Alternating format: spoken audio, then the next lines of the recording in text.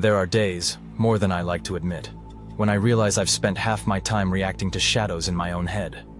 Not real threats, not real people, not real situations. Just the echoes of old trauma dressing themselves up as the present moment. You'd think after everything life has thrown at me, I'd have built a little distance from that.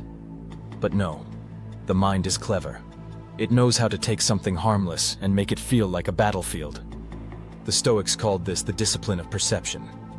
I've come to see it as the difference between living life and surviving ghosts. It's strange how quickly emotion paints over reality. A delay in someone's reply becomes a sign of rejection. A neutral glance reads as judgment. A small change of plans feels like a personal failure. It's the same mistake I made in combat, assuming too much too quickly. Except now the explosions are internal. And honestly, the internal ones are often worse. You can brace for impact in a firefight, but how do you brace for a story your mind invents before you even notice it forming? Perception is the first battlefield, and if I'm being honest, it's the one I still have to fight in every day.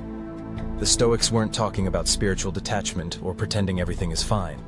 They were talking about discipline, actual discipline, the kind you build like calluses, the kind that says, stop, look again, strip away the story, see what's actually there.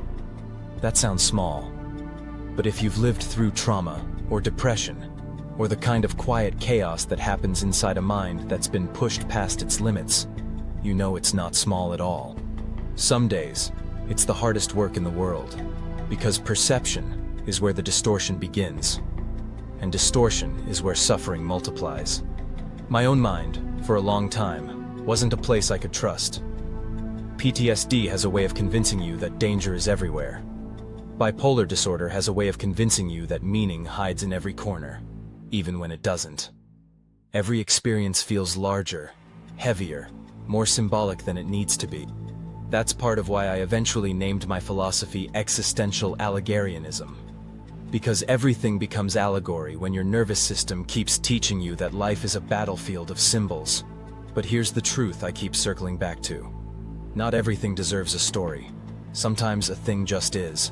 No hidden meaning, no cosmic lesson, no threat waiting behind it. The Stoics tried to live from that place.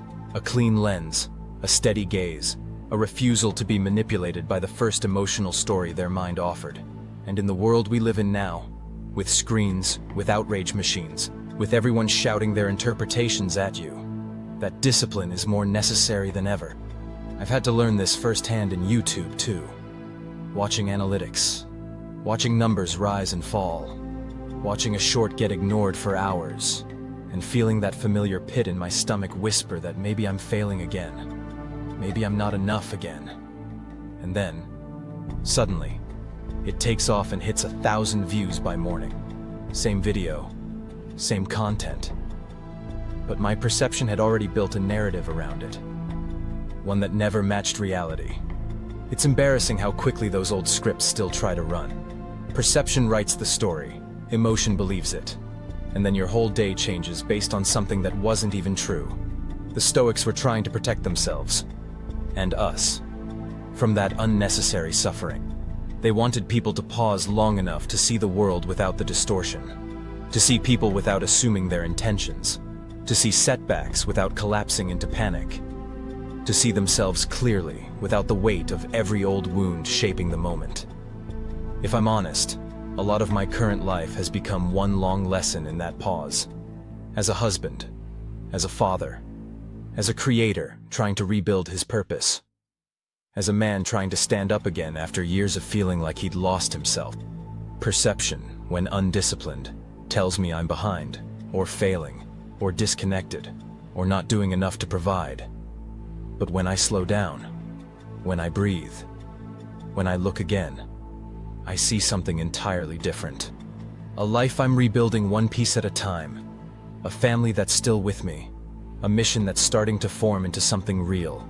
A man who is wounded, yes, but not defeated. Discipline isn't about perfection, it's about clarity. And clarity is where agency begins. Because nothing can be healed if you're looking at it through the wrong lens.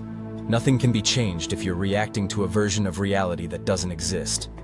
Nothing can grow if you're trapped inside last year's fears. The discipline of perception isn't about suppressing emotion.